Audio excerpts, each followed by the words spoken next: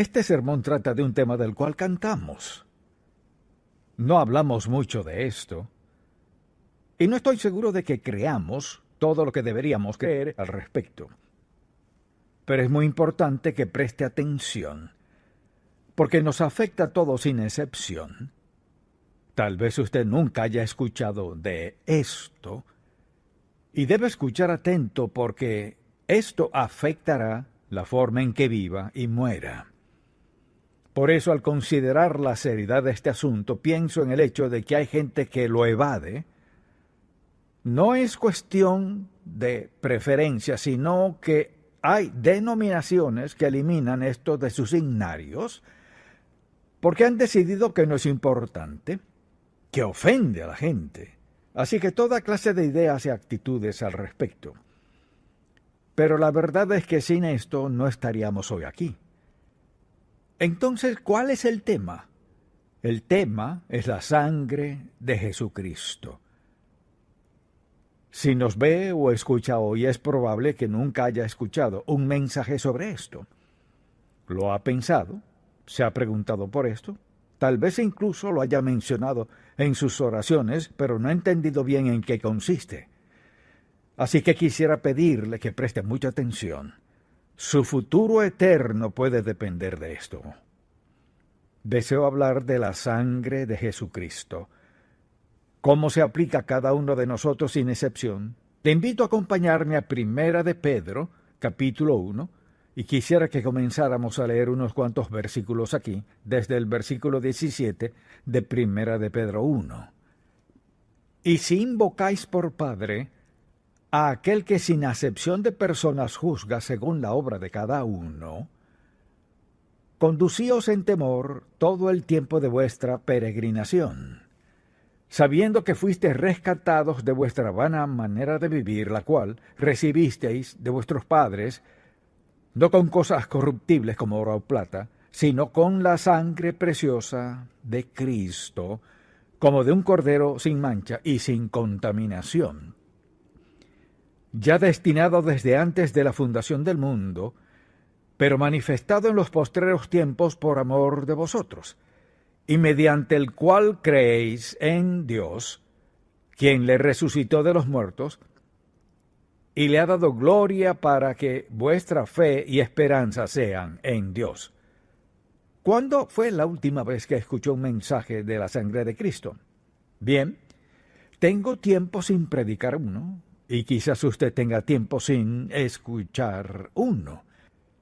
Y mientras más lo pensaba, el Señor más hablaba a mi corazón y me recordaba, esta es la esencia del Evangelio. Todo lo que digamos de cualquier otro tema relacionado con esto, esta es la esencia misma de la verdad de lo que creemos, y es el mensaje que o nos lleva al cielo o lo perdemos. Por eso le pido que preste mucha atención, porque hay dos puntos que deseo tratar al respecto. El primero es la seriedad del pecado. Cuando pecamos contra Dios, sobre todo si lo hacemos de forma continua y seguimos cometiendo el mismo pecado una y otra vez, nos arriesgamos al castigo divino. Si aún no ha aceptado a Cristo como Salvador, será rechazado un día cuando esté frente a Él en el juicio. El pecado es asunto serio para Dios porque tiene consecuencias eternas. No importa quién sea que peque, no importa de dónde venga, ni cuál sea su vocación, ni su estatus social o lo que sea. Nada de eso importa. El pecado es desobediencia a Dios Santo. Y Él nos advierte desde el principio de la Biblia hasta el final que Dios aborrece el pecado por lo que hace a sus hijos y a su creación. Hemos leído la Biblia lo suficiente para saber que en toda la palabra de Dios el pecado destruye, divide, hace de todo lo que hemos mencionado. Así es el pecado. A la luz de esto, nos preguntamos, ¿cuál es la naturaleza del pecado? Y quisiera que pensáramos en la verdadera naturaleza del pecado. Hemos dicho que es asunto serio, pero ¿qué tan serio es? Entonces la naturaleza del pecado, en primer lugar, nos engaña, ya nos ha engañado o no seguiríamos pecando si el pecado no engañara diciendo, estás bien, no hay problema, Dios te ama, Dios entiende. Así pues, seguimos desobedeciendo a Dios y somos engañados a creer que somos la excepción a las leyes de Dios, a las consecuencias del pecado. Nos engaña.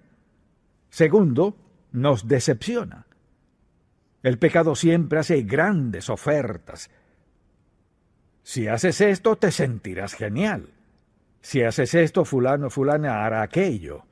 Considere las decepciones que todos hemos tenido en la vida en diversos ámbitos, pero el pecado nos defrauda porque hace grandes promesas que no puede cumplir. Tal vez su satisfacción sea temporal, pero así es el pecado. Si no tuviera satisfacción alguna, no pecaríamos. Tiene satisfacción temporal, pero nos engaña y nos decepciona. Es destructivo. Con solo ver nuestro entorno nos daremos cuenta de cuán destructivo es el pecado. Toma muchas sendas, pero tarde o temprano destruye. Destruye familias, matrimonios, destruye empleos, destruye futuros, destruye niños, todo. El pecado destruye por naturaleza. Luego, piensa en esto. Por último, el pecado trae muerte. ¿Por qué batallo con eso? Porque quisiera decir que a menudo el pecado trae muerte después de cierto tiempo. A veces es al instante, pero lo peor es que su efecto es eterno. La Biblia dice, el alma que pecare morirá, la paga del pecado es muerte. Si tuviera que detenerme aquí, la vida sería terrible. Pero gracias a Dios no nos detenemos aquí. Pensemos en esto. ¿Cuál es el poder salvador que suscita el perdón del pecado? Es el poder salvador de la sangre de Jesucristo. Y quisiera que pensáramos en esto. Acompáñeme al tercer capítulo de Génesis. Regresemos al principio. Y al hacerlo, verá en este huerto perfecto del Edén, que Adán y Eva tenían todo a su favor, pero podían elegir, Dios les permitió elegir. Así pues, pecaron contra Dios, dice la Escritura en el versículo 20 del capítulo 3, y llamó a Adán el nombre de su mujer Eva, por cuanto ella era madre de todos los vivientes. Pecaron contra Dios, y Jehová Dios hizo al hombre y a su mujer túnicas de pieles y los vistió. Mató a un cordero, derramó su sangre, los cubrió, dice la Biblia, que con pieles. Así que desde el principio de la Biblia, con el primer pecado, Dios derramó sangre por ellos. Dios comenzó diciendo desde el principio, para que sean salvos, debe derramarse sangre. El pecado tiene un costo. El precio del pecado es sangre. El precio del pecado es la sangre de Cristo. Desde aquellos días, antes de que supieran lo que ahora sabemos, el asunto era que el perdón requería muerte y derramamiento de sangre. Entonces, después de que Cristo vino al mundo y hablaba acerca del pecado, y recordará cuando el Señor comenzó a hablarles de la sangre a sus discípulos, aquella noche en la cena del Señor. ¿En qué consiste la cena del Señor? Se trata de la sangre de Cristo, que produce salvación. Es nuestro recordatorio de lo que sucedió. Ahora, con eso en mente, le daré 4 palabras. Son 4 palabras que en realidad describen todo este plan redentor de Dios. Todas tienen que ver con la sangre de Jesucristo, todas tienen parte en ella, pero podríamos envolver todo el mensaje de salvación en estas 4 palabras. La primera es redención, de la que acabamos de leer hace un momento, redención. Al considerar esta palabra, pensemos en lo que dice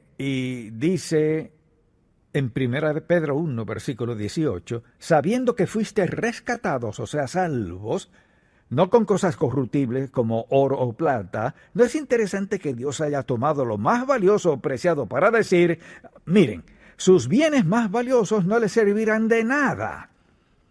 Afirmó, sabiendo que fuiste rescatados de vuestra vana manera de vivir, la cual recibiste de vuestros padres, no con cosas corruptibles como oro o plata, sino con la sangre preciosa de Cristo, como de un cordero sin mancha y sin contaminación. Así que la primera palabra, redención. Redimir algo es comprarlo de nuevo. La sangre de Jesucristo es lo único en existencia que podrá encargarse de nuestro pecado. Él nos redimió, nos rescató de una vida de pecado. La segunda palabra es reconciliación. Vayamos a Colosenses capítulo 1 por un momento. Reconciliación, capítulo 1, desde el versículo 19. Escuche lo que dice. Por cuanto agradó al Padre que en él habitase toda plenitud. Preste atención.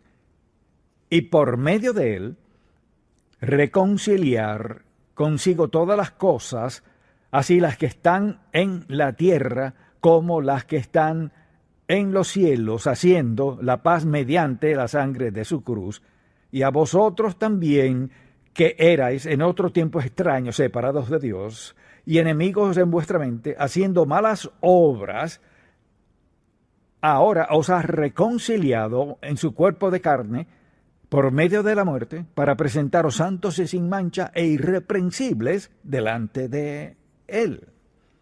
El pecado nos ha separado a cada uno de nosotros de Dios. Y quienes somos salvos, fuimos reconciliados, aceptamos a Cristo como Salvador, su muerte en el Calvario, fuimos reconciliados, así fue. Hay redención, hay reconciliación. La reconciliación une a la gente. La reconciliación une a los cónyuges que se habían separado o divorciado. Y la reconciliación lleva al pecador a ser uno en su relación con Cristo. Unión, reunión y armonía. Luego está la palabra justificación. Vayamos a Romanos capítulo 5 por un momento. Justificación. Y aquí comencemos a leer en el versículo 8. Mas Dios muestra su amor para con nosotros en que siendo aún pecadores, Cristo murió por nosotros. Así que al hablar del amor de Dios por nosotros, ¿qué hace? Va directo a la razón suprema y el precio de su amor por nosotros. Dice, mas Dios muestra su amor para con nosotros en que siendo aún pecadores, Cristo murió por nosotros. Pues mucho más, estando ya justificados en su sangre, por él seremos salvos de la ira. Ahora bien, decimos que algo está justificado cuando se declara que ya no es culpable. O sea, cuando Dios nos justifica, Él declara que ya no somos culpables. Alguien dirá, ¿acaso Dios dice, no culpable, no eres culpable, no eres culpable? No. Es la sangre de Cristo que lo hace posible. Así que si alguien rechaza a Cristo, rechaza al único que puede quitar su pecado, porque Él es quien hizo que la justificación fuera realidad. Fue la sangre derramada de Cristo quien dice que fuimos redimidos, reconciliados y justificados. No es lo que hagamos, sino lo que hizo Él por nosotros. Luego hay otra palabra que es santificado, santificación. Vayamos por un momento a Hebreos capítulo 13. Y aquí quisiera que notáramos un versículo. Dice la Biblia en el versículo 12. Por lo cual también Jesús, para santificar al pueblo mediante su propia sangre, padeció fuera de la puerta. Ahora, santificar algo es apartarlo. Entonces, dice aquí que Él nos ha redimido, nos ha reconciliado, nos ha justificado y ahora nos ha santificado. Esas 4 palabras abarcan la vida cristiana. En cada aspecto de nuestra vida, ¿qué hace Dios? Confronta el pecado en nuestra vida. Veamos la santificación por un momento. La santificación es un hecho así como lo es la redención, pero la santificación es un proceso continuo. Por ejemplo, alguien dirá, bueno, si peco después de ser salvo, todo el mundo lo hace. Y Dios sabía que todos pecaríamos porque estamos en la carne. Venimos al mundo con la tendencia a alejarnos de Dios y luego, al ser salvos, no significa que nunca volveremos a pecar, sino que Dios ha expiado nuestro pecado y somos sus hijos. Nuestro nombre queda escrito en el libro de la vida, somos suyos para siempre. Pero digamos que volvemos a pecar. Todos hemos pecado después de ser salvos. Así que la santificación no ocurre una sola vez. Mire, somos redimidos una vez, reconciliados una vez, justificados una vez. La santificación no es una sola vez, sino una y otra vez. Por ejemplo, vayamos a Primera de Juan, un pasaje muy conocido, porque todos hemos invocado a Dios con este y muchos otros versículos. Bien, leamos desde el versículo 7, capítulo 1. Pero si andamos en luz, como Él está en luz, tenemos comunión unos con otros. Escuche esto. Y la sangre de Jesucristo, su Hijo, nos limpia de todo pecado. Aquí se refiere a los creyentes.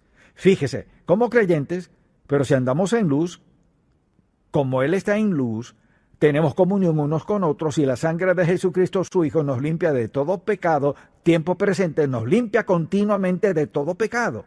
Si decimos que no tenemos pecado, nos engañamos a nosotros mismos. La verdad no está en nosotros. Si confesamos nuestros pecados, o sea, si estamos de acuerdo con Dios en que hemos pecado contra Él, Él es fiel y justo para, o sea, sin duda lo hará, perdonar nuestros pecados y limpiarnos de toda maldad. Así que Dios nos redime una vez y para siempre. Nos reconcilia de una vez por todas y nos justifica de una vez por todas. Vemos en las Sagradas Escrituras que su santificación es una vez y un proceso continuo. Conscientes de que no seríamos perfectos y no podríamos serlo por nuestra tendencia interna que llaman naturaleza pecaminosa o como quiera llamarlo, aún la tenemos, necesitamos su purificación continua, su santificación continua. Por tanto, podemos decir, si confesamos nuestros pecados, Él es fiel y justo para perdonar nuestros pecados y limpiarnos de toda maldad. Mire, la gente toma ese versículo tan conocido y al fin del día dicen, seguro que he pecado, y mencionan varias cosas, pero Señor, dijiste que si confieso mis pecados, eres fiel y justo para perdonar mis pecados y limpiarme de toda maldad. No lo sabemos de memoria, al acostarnos decimos, soy perdonado. Si no tomamos en serio el pecado, y reconocemos que cada vez que pecamos contra Dios y acudimos a Él a pedirle perdón, estamos pidiendo y recibiendo perdón basándonos en la muerte de Cristo en la cruz, que dio su sangre, lo cual fue el sacrificio único por todos los pecados de todo el mundo y de toda la humanidad. El pecado es un asunto serio, y es tan serio que le costó a Dios su Hijo unigénito. Así que la cruz no se trata de un poquito de sangre que conmemoramos en Semana Santa, no. Se trata de nuestro Dios Santo, quien al ver toda la humanidad, consciente de que todos pecaríamos contra Él y estaríamos eternamente separados de Él, a menos que Él hiciera algo al respecto, lo que comenzó en el huerto del Edén con la primera pareja, al expiar su pecado con su sangre, Y lo ha hecho desde entonces a lo largo del Antiguo y Nuevo Testamento, y no tenemos que anticipar lo que habrá de suceder. Podemos ver la cruz. Todos, desde el huerto del Edén hasta que Cristo fue crucificado, anticipaban lo que vendrá en el futuro. Todos desde la cruz. Vemos hacia el pasado. Vemos la cruz de Jesucristo. Mire, no es algo que solo recordamos en Semana Santa, sino que es a diario. Cristo sufrió y murió en la cruz para que pudiéramos tener una relación con Dios. Y aún en nuestra debilidad fuéramos perdonados porque su amor no tiene fin. Siempre fluye para con nosotros, en nuestra dirección. Entonces, al decir, quiero estar bien con Dios, hay que terminar en la cruz. No hay otro lugar. Alguien dirá, no creo en esa cruz ni en esa sangre. No podrá ser salvo, morirá sin Cristo y estará perdido. No importa quién sea usted. Quizás diga, pero Dios entiende, lo que Dios entiende es esto, que desde el principio del tiempo, cuando el pecado entró a la humanidad hasta el presente, solo hay algo que expía, paga, propicia el perdón de nuestro pecado. La sangre de un hombre, Jesucristo, cuya sangre expía el pecado del mundo entero. Ahora, alguien dirá, pues ¿hay otra opción? No hay otra opción. De principio a fin. Este libro habla de su venida, narra lo que sucedió y predice lo que volverá a suceder. Jesucristo vendrá otra vez. Le preguntaría a usted lo siguiente. ¿Ha habido algún momento en su vida cuando tomó en serio su pecado, lo había tomado a la ligera, como si fuera un chiste arruinar su vida y la de otras personas? ¿Ha luchado con su estilo de vida de pecado y le ha dicho a Dios que reconoce que es pecador y que lo necesita en su vida y le pide perdón basándose en que su hijo murió y pagó toda su deuda de pecado? ¿Le pide que le perdone sus pecados y entrega su vida a Él? ¿Lo ha hecho o no todavía? Si aún no ha sucedido, lo último que querrá es morir. Hasta tanto no esté dispuesto a confesar su pecado. Mire, el perdón no es barato. El perdón le costó a Dios su Hijo unigénito. Su sangre derramada es la única expiación por el pecado. Entonces le pregunto, ¿está dispuesto a pedirle perdón por sus pecados? No porque vaya a ser mejor, sino porque Cristo murió por usted. Porque después de aceptarlo como su Salvador, Él manda al Espíritu Santo, la tercera persona de la Trinidad, a su vida para facultarle a superar el pecado, a llevar una vida recta y agradable a Dios. Él nos recuerda que está dispuesto a perdonarnos, a salvarnos. Dios no nos dejó solos, sino que nos dio al Espíritu Santo para facultarnos a vivir como le agrada. Ese es el Evangelio, un sermón. Si muriera hoy, ya habrá escuchado la verdad. Todo se trata de la sangre de Cristo. Todo es sobre su perdón, su purificación, y la gran restauración que hace Dios en su vida al escribir su nombre en el libro del Cordero y ser hijo de Dios para siempre. Solo una cosa, mediante una persona, una sola vez, en toda la historia, que puede llevarle al cielo. Y es la muerte expiatoria y sustituta de Jesucristo, Hijo de Dios, quien murió por usted, para que no muriera en su pecado. Ese es el Evangelio.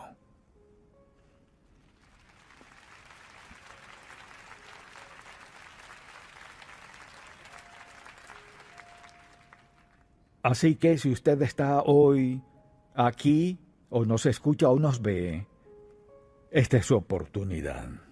Oremos. Padre, te pido por alguien aquí que aún no es salvo, que no sabe nada de la redención ni la reconciliación o ninguno de esos términos que usamos. Solo sabe que hay pecado en su vida y está separado de ti. Oro en el nombre de Jesús para que te pidan que perdones sus pecados y rindan su vida a ti. Que sea el principio de una vida nueva. Dijiste que nos sellarías como tus hijos. Así que te pido que haya confesión y rendición de esas vidas a Cristo y que le informen a alguien que sus vidas hoy han sido transformadas al aceptar a Cristo como su Salvador personal. También, Señor, oro por el resto de nosotros que no olvidemos este mensaje y que tomemos en serio el vivir como te agrada. Oramos en el nombre de Jesús. Amén.